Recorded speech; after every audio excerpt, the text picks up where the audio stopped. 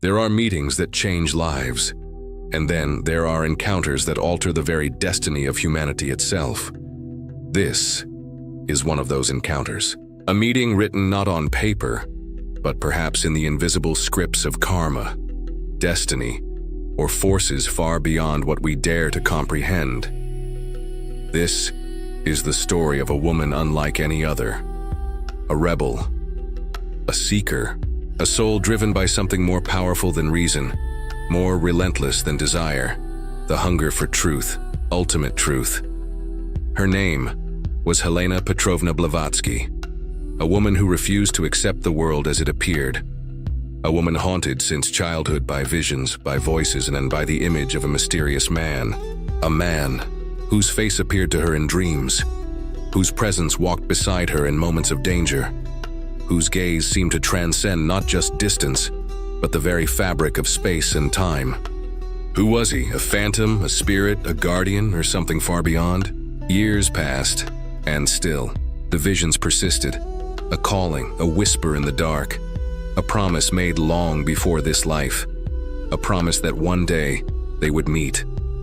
And that day finally came. The year was 1851. The place, London. A city bursting with the fires of industry, invention, and empire. The world was changing, fast. Steam powered the dreams of nations.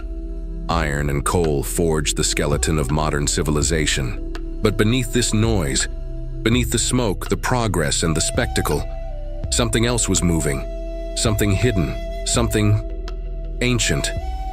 And within the very heart of that city, amidst the swirling crowds, she saw him.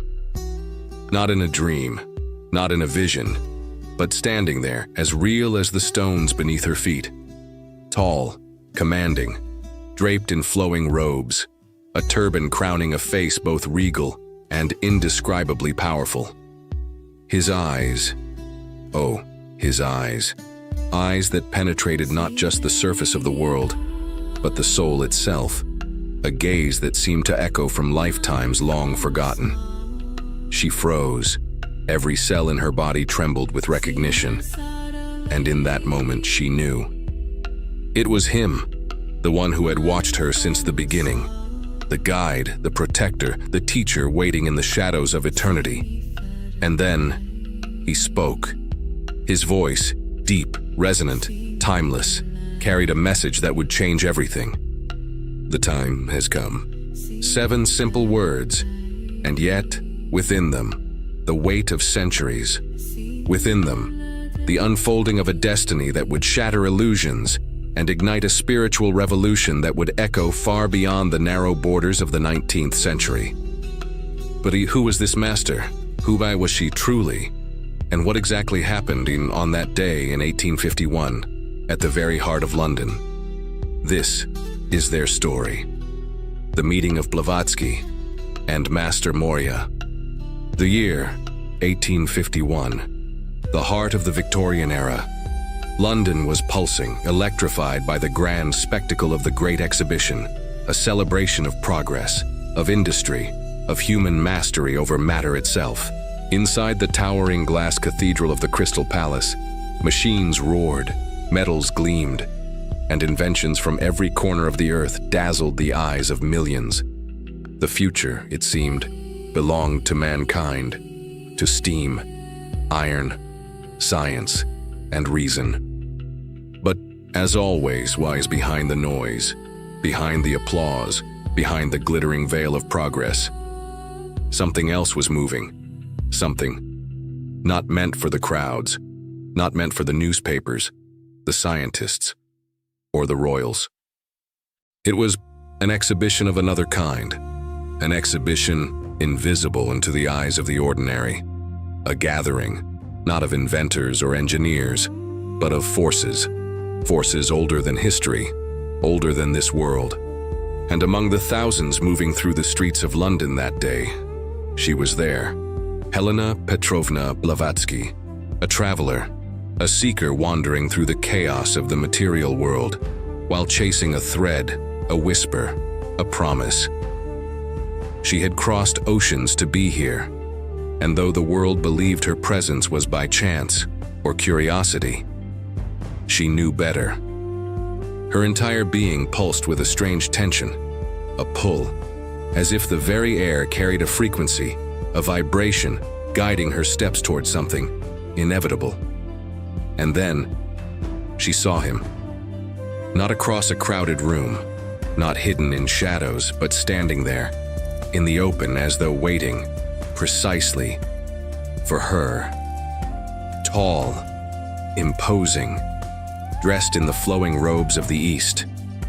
His turban framed a face marked by dignity, power, and an impossible serenity.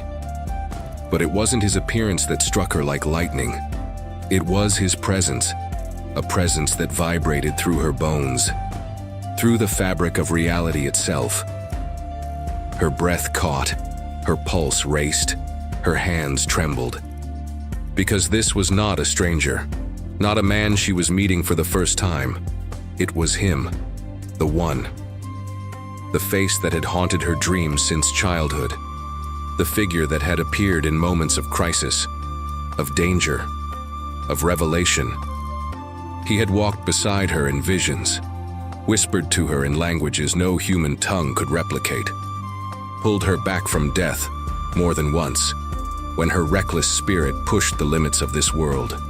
And now, here he stood, not a phantom, not a dream, but flesh and blood, and something far more, as if reality itself had bent, folded, rearranged its patterns and to manifest this impossible moment. He stepped forward, not hurried, not hesitant, every movement precise, deliberate, as though choreographed by a force beyond time. His eyes met hers. What eyes they were, dark, deep, endless. Not eyes that looked at you, but through you, past the skin, past the body, past even the mind, into the very core of your being, into the soul and beyond.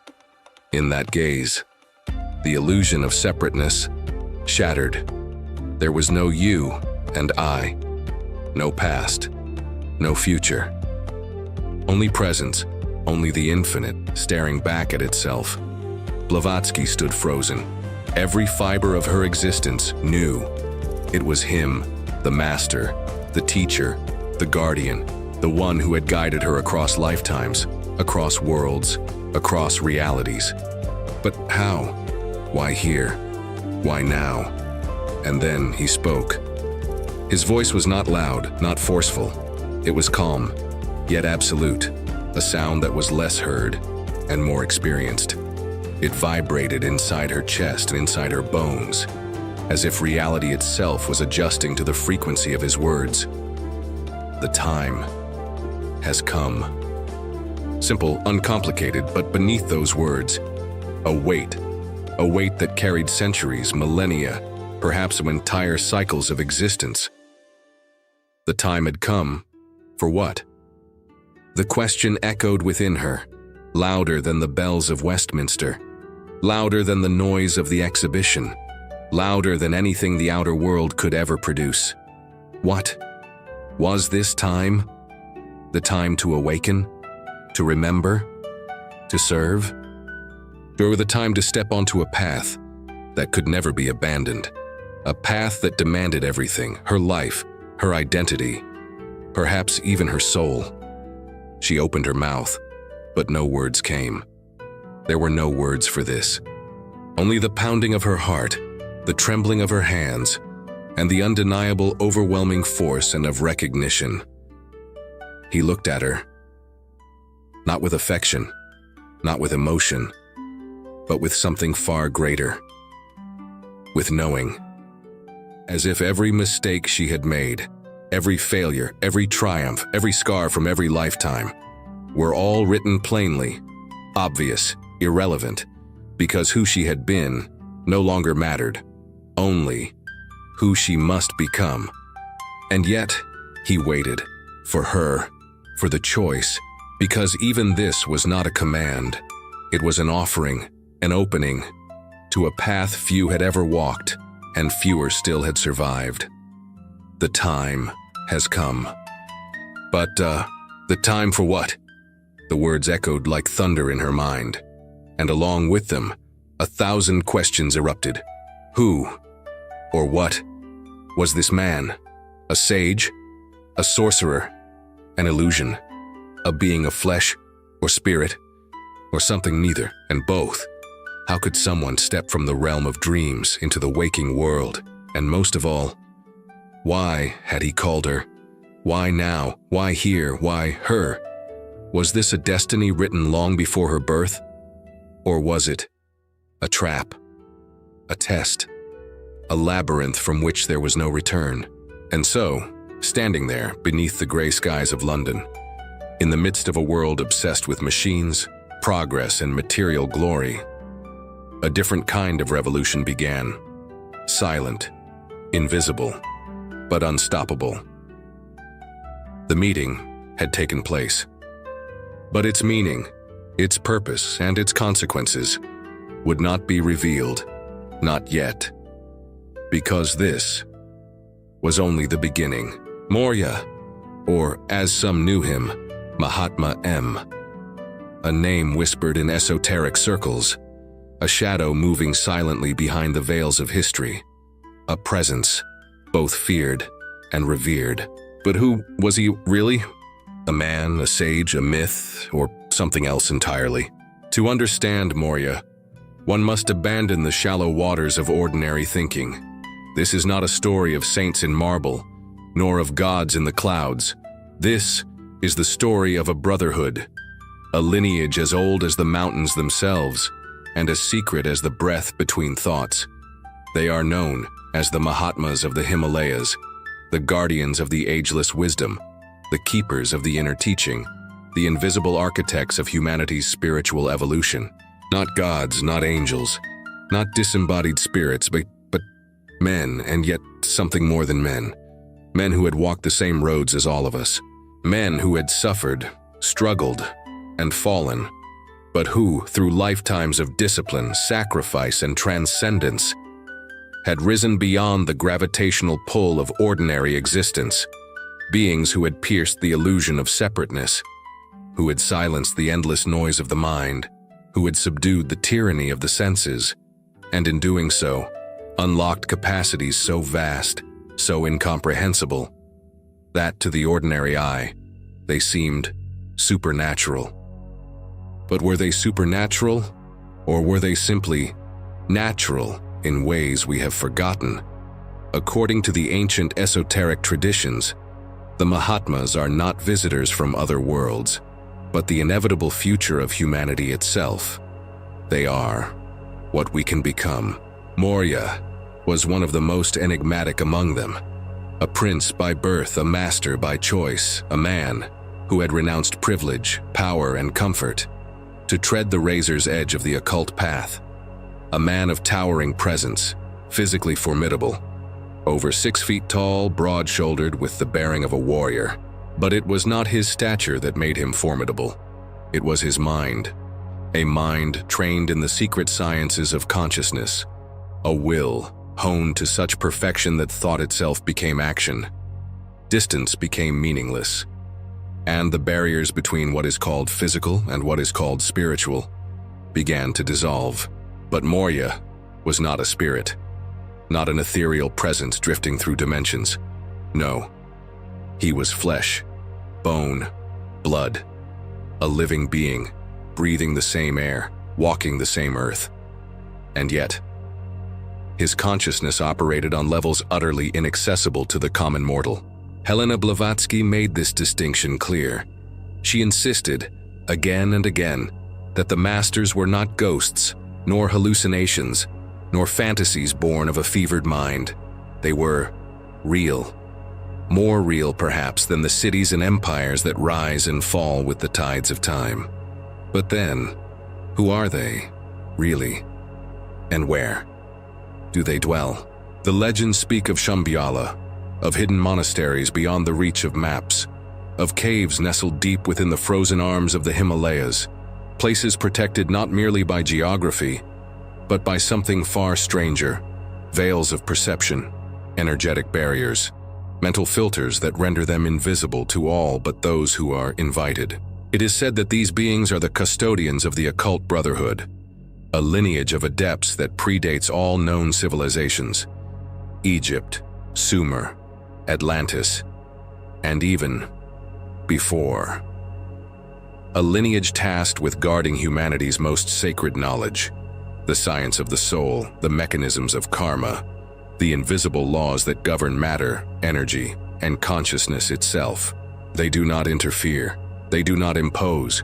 They do not seek followers or worship or recognition. Instead, they wait, watching, guiding, whispering to those few who are ready.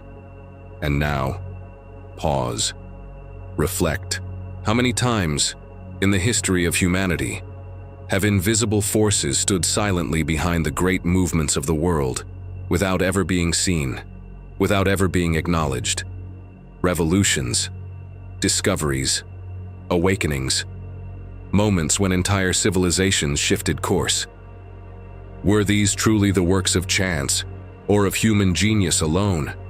Or what were their hands unseen, minds operating in the shadows, ensuring that the flame of knowledge was never fully extinguished? Consider this. Throughout the ages, mystics, prophets, philosophers, all have spoken, in whispers or in riddles, of the existence of the hidden ones, the elder brothers, the watchers, the inner government of the world. Call them what you will. The names are many, the realities is singular. Morya was one such being. To those fortunate, or perhaps destined, to cross his path, he was a force of nature, not gentle, not indulgent, not the romanticized image of a saint sitting in serene contemplation. No, Morya was fire, the fire of discipline, the fire of will, the fire that burns away illusions, masks, pretenses, until only truth remains. Many could not withstand it. His presence was overwhelming, demanding. It exposed every shadow, every weakness, every lie we tell ourselves. And yet, to those willing to face that fire, he offered something priceless. Not salvation, not comfort, but one of the keys to freedom. Freedom from ignorance. Freedom from the endless wheel of birth and death. Freedom from the prison of the ego. But such freedom comes at a price few are willing to pay. Blavatsky did pay it, and in doing so, became the bridge.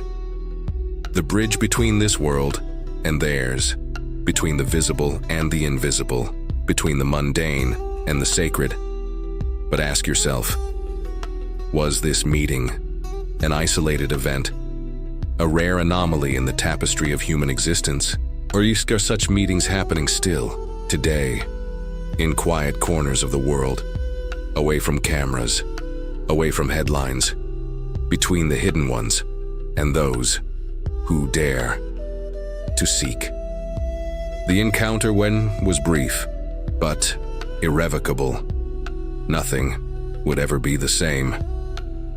In that fleeting exchange beneath the gray skies of London, a destiny was sealed.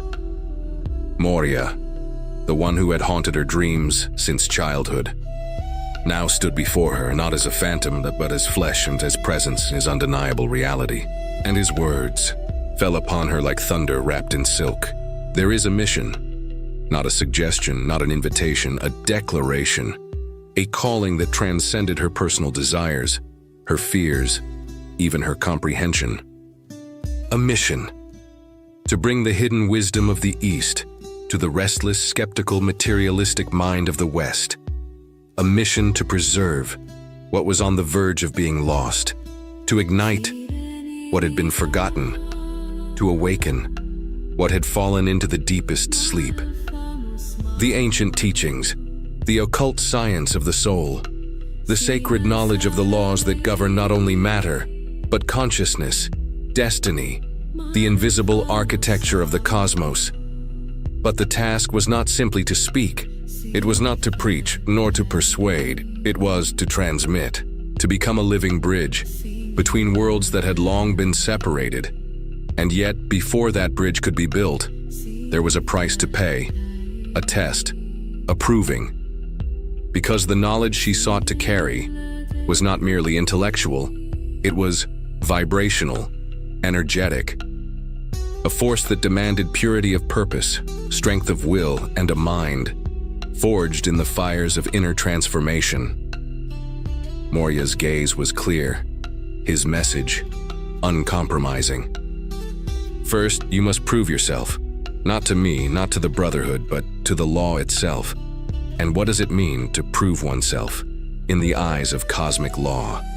It means to strip away everything false, to dismantle the illusions of identity, the masks of personality, the chains of ego, to face the abyss within, to walk willingly into the unknown. And so, the first task was given, a task that had broken many before her. She was to reach the forbidden heart of Tibet, the veiled sanctuaries of the Brotherhood, the sacred places that no foreigner, no outsider, had ever touched. It was not merely a journey of geography, it was a journey of thresholds, of confronting the very limits of human endurance, of navigating terrains not just of stone and ice, but of consciousness itself. But the world was not ready to yield its secrets easily. The barriers were many: physical, political, cultural, magical. The Tibetan plateau, vast, merciless, and mysterious, stood like a living guardian before the gates of the hidden world. The elements turned against her: fever, exhaustion, hostility, betrayal. Her body weakened, her resources drained, and she failed. Yes, but her first attempt ended in failure. She did not reach the inner sanctum. She did not cross the final veil. The doors remained closed. To most, this would have been the end. The reasonable choice would have been to turn back, to abandon the madness, to accept that some secrets were not meant to be touched. But reason had no power over her spirit, because the calling was louder than the voices of doubt, stronger than the sting of failure, deeper than the pain of defeat. It echoed from a place beyond memory, beyond this life. A knowing that this was not merely a mission of this lifetime, but the continuation of a vow made long before birth, long before flesh, long before the illusion of time. So she rose, bruised, but unbroken, and something within her shifted, a realization that the failure was itself part of the test, that the path to the Brotherhood was not a straight line, but a spiral that demanded not arrival but transformation. The journey was the initiation. Every hardship, every obstacle, every fall was not a punishment, but a forging, a refinement of will, a purification of motive, a stripping away of everything that was not aligned with the higher law. And so, the failure became fuel. She understood, perhaps for the first time, that to reach the inner sanctum, one must first build that sanctum within. The mountains were a mirror. The gates of Tibet were the gates of the soul, and unless those gates opened inwardly, they would never open outwardly. But even in failure, there were signs, strange meetings, unexplained protections, messages whispered in dreams, guidance that seemed to come from nowhere, yet everywhere. Morya, though distant in body, was never absent in spirit. His presence, subtle, electric, and relentless, pressed upon her like the weight of destiny itself. This is only the beginning, and she knew, deep in her marrow, that the path forward would demand everything: her comfort, her safety, her very identity. But in exchange, it would offer something rare, something sacred, a life not wasted in the trivial pursuits of the world, but consecrated to the great work, to become a vessel through which an ancient flame could once more ignite the sleeping soul of humanity. The mission was now alive within her, a fire that no failure could extinguish. And though the road ahead was shrouded in shadow, one thing was certain: she would walk it, no matter the cost. Because some calls are stronger than life itself. From that encounter, nothing would ever be the same. A single moment, a glance, a voice that pierced through the fabric of reality. The time has come. It was more than a message. It was a detonation, a spiritual explosion that shattered the walls of limitation and tore open the veil that separates the seen from the unseen. From that day forward, the course of her life was no longer hers alone. A current had been activated, a current that would ripple far beyond the streets of London, beyond the mountains of Tibet, beyond the borders of nations and centuries. It was the genesis of something the modern world had forgotten, but that the soul of humanity had always yearned for. The seeds planted in that encounter would grow into a movement, a revolution of consciousness known to the world as the Theosophical Society, a society not bound by religion, nor by dogma, but by the pursuit of truth, beyond appearances, beyond superstition, beyond the illusion of separation. A society whose purpose was threefold: to form a nucleus of universal brotherhood, to study ancient and modern philosophies, sciences, and religions, and to investigate the hidden laws of nature and the latent powers within humanity itself. But how does such a monumental force begin? Not with armies, not with wealth, not with power as the world understands it. It began with one woman, a woman set ablaze by the fire of an encounter. A fire that demanded expression, through writing, through teaching, through the relentless unveiling of that which had long been concealed.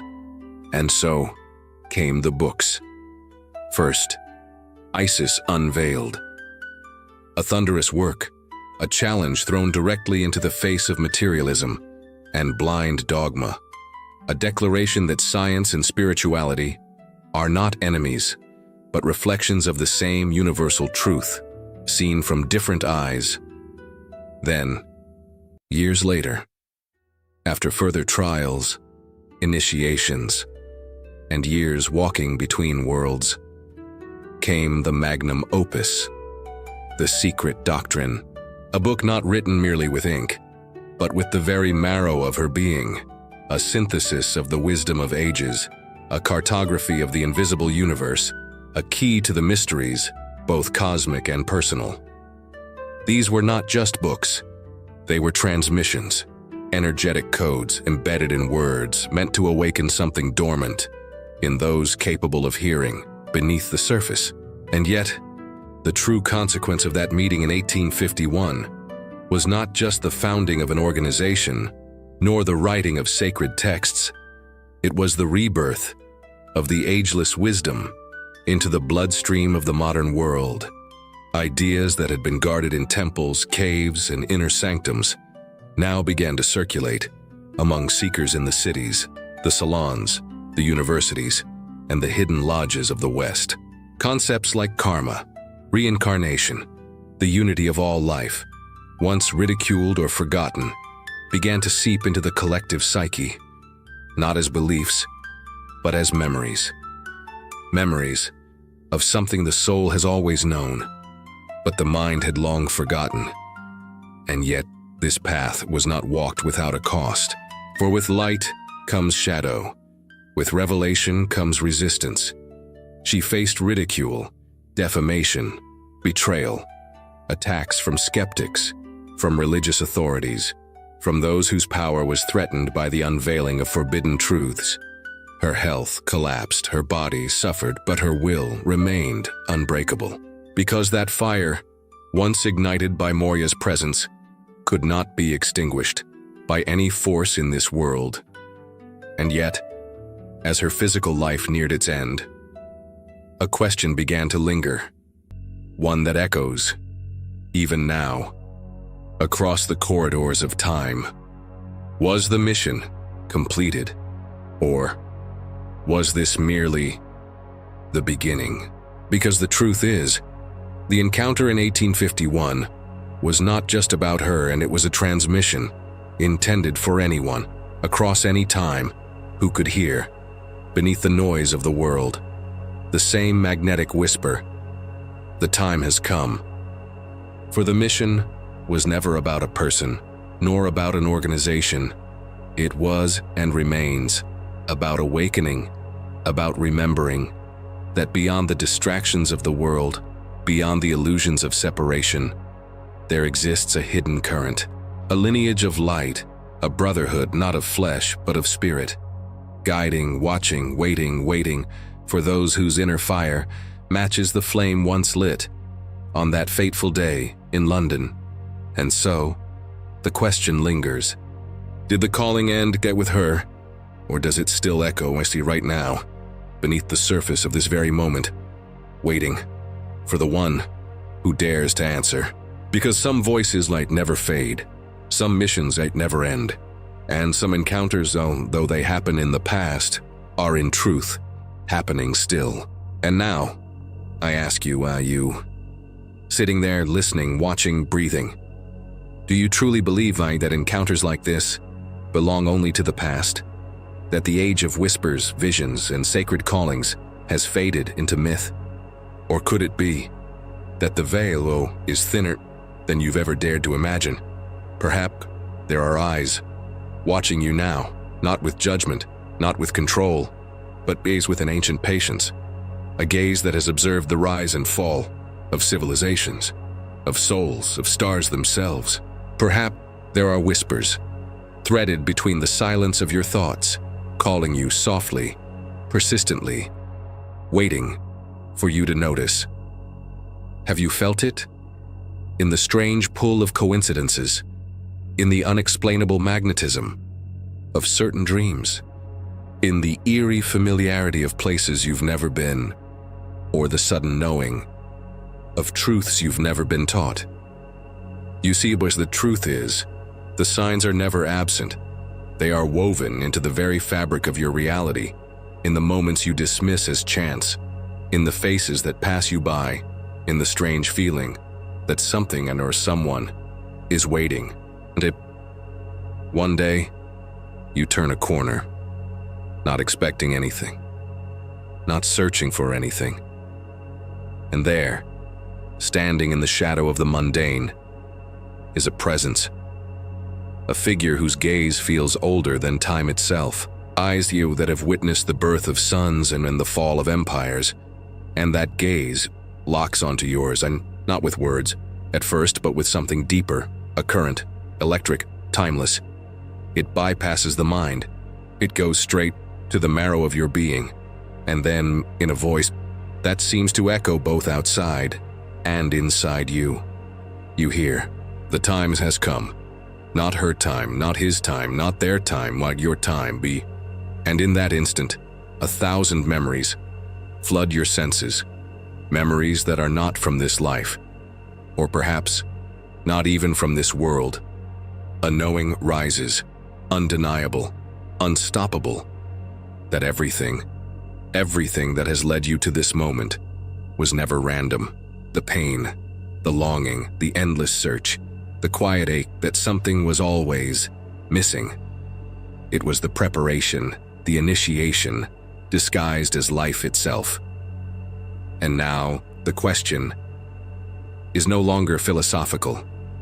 It is direct, personal, unavoidable. What will you do when the calling comes? Will you turn away, convincing yourself it was imagination, coincidence, a trick of the mind? Or will you remember that deep beneath the surface of this world, there exists an ancient current, a path walked by few but open to all who dare, a path of awakening, not safe, not comfortable, not ordinary, but real. Blavatsky's encounter was not the first, nor was it the last. Because the truth is, the masters, the guardians, the hidden brotherhood, have never truly left. They remain just beyond the edge of what most consider real, watching, waiting for those whose eyes can open and whose hearts are ready to burn. And now, the question stands before you, not as a story from the past, not as a myth, but as a living challenge. Are you listening? Can you feel it? That subtle pressure in your chest and that undeniable sense that this is not just a story. And if one day, on an ordinary afternoon, in an ordinary street, a gaze so ancient, so profound, meets yours, and you hear so with absolute certainty, your time has come. What will you do? The world waits, the veil grows thinner, the current stirs, and somewhere, perhaps not so far from you, a presence is already watching.